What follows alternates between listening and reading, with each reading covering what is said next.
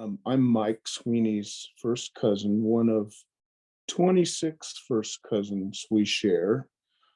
And I'm talking to you today as part of this memorial to give you some background on Mike's life before all of the accomplishments that you know about from his writing, from his adventures at sea, and his teaching. He really got to do a lot of great stuff.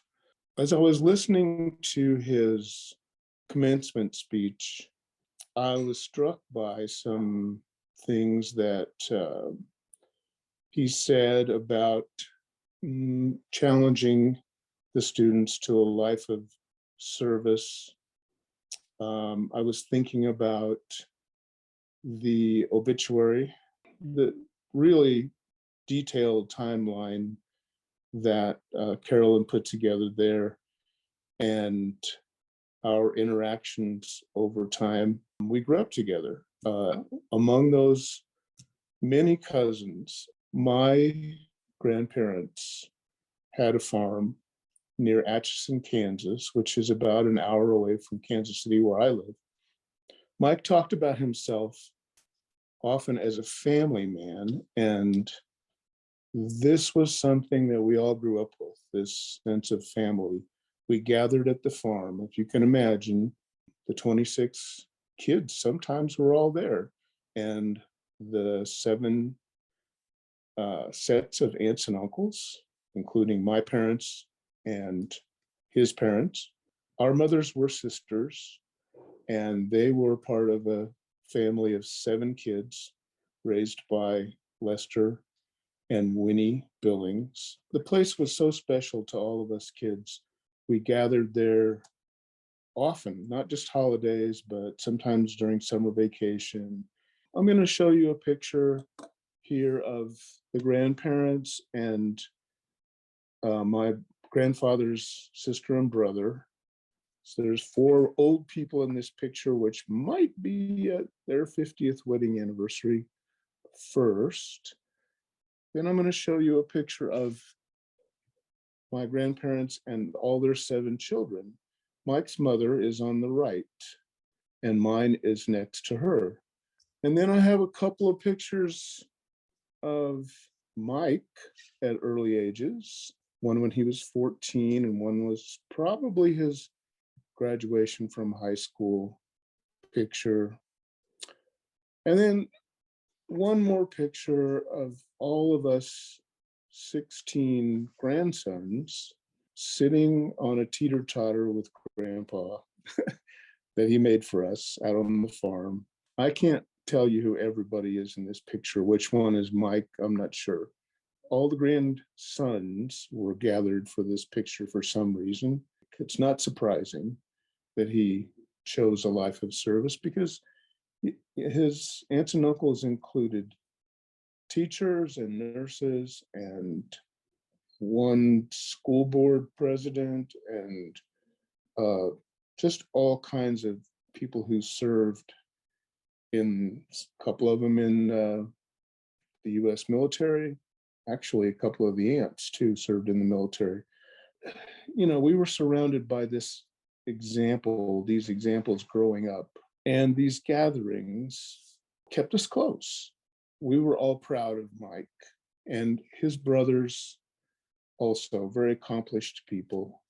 I was remembering a visit to Washington, D.C. for Mike's older brother's graduation from Annapolis, where my family of 5 plus grandma and grandpa drove out there in my dad's old Plymouth. And, you know, quite a crowded family trip. But we got to be together at Mike's house, and he was in his own element there in the DC suburbs. They came to our house to stay sometimes.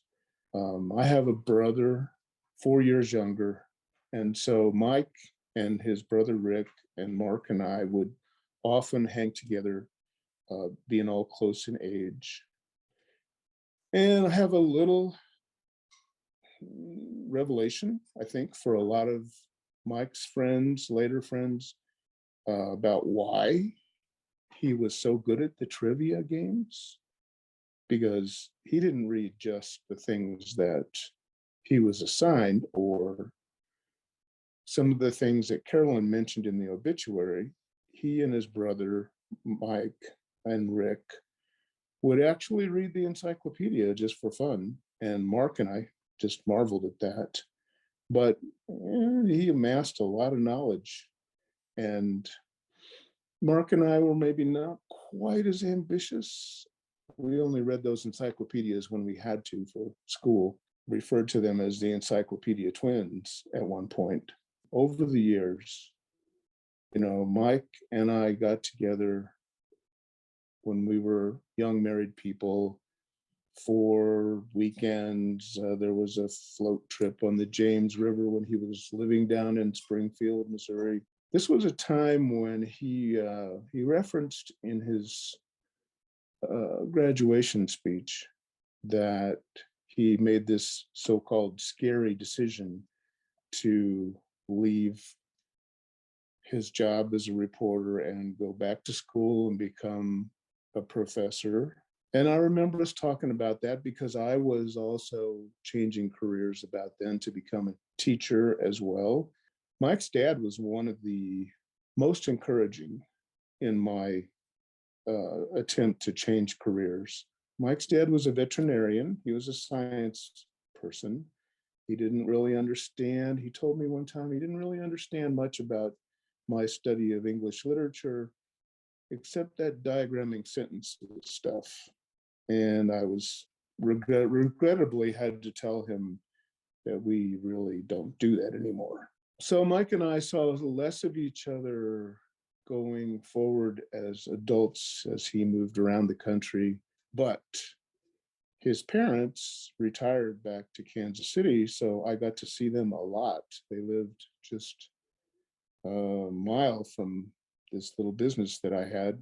I would go over after work a lot to visit them, and I'd catch up on all of the news about Mike and his family. That was, just at the time he was beginning his professor career. And we would catch up, tell stories about, things that had happened in the family. In years gone by, I think we remained close through his parents really well.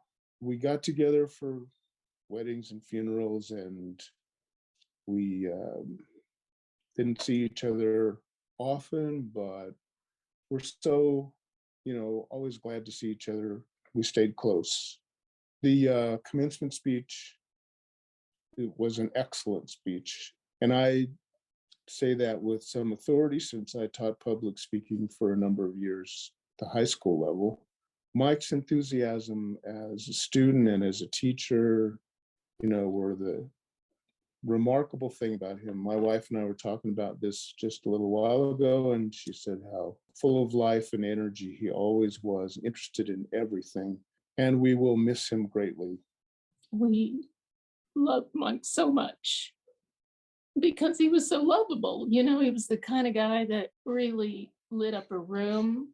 He was genuinely interested in what you had to say, and he wanted to engage you further and really have robust conversations about just anything that came up in the course of conversation. We heard about his accomplishments all his adult life and were always so impressed and maybe not surprised that he would be so successful.